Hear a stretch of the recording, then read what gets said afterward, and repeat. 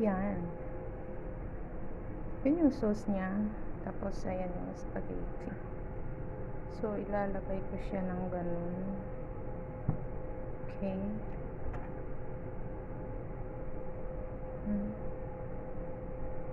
Tapos, pagkatapos niyan is ibibake ko siya.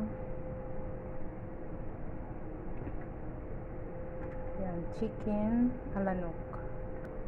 So, ayan guys, nalagay na natin yung lahat na sauce.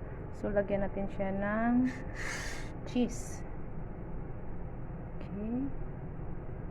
Lagyan natin ng cheese. Pagkatapos natin maglagay ng cheese, ibibake natin yan. Yan. Ayan. Tapos na natin maglagay ng cheese. So, ilagay na natin siya sa oven.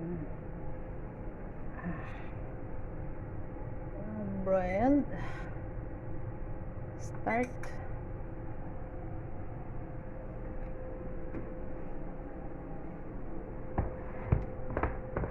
Ang bigat pala. Ayan.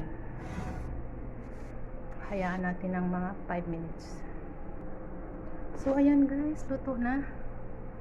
Ayan, medyo kunting brown.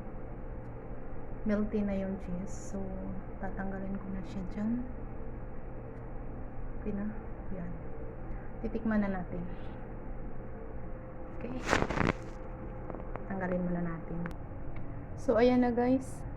Titikman natin yan.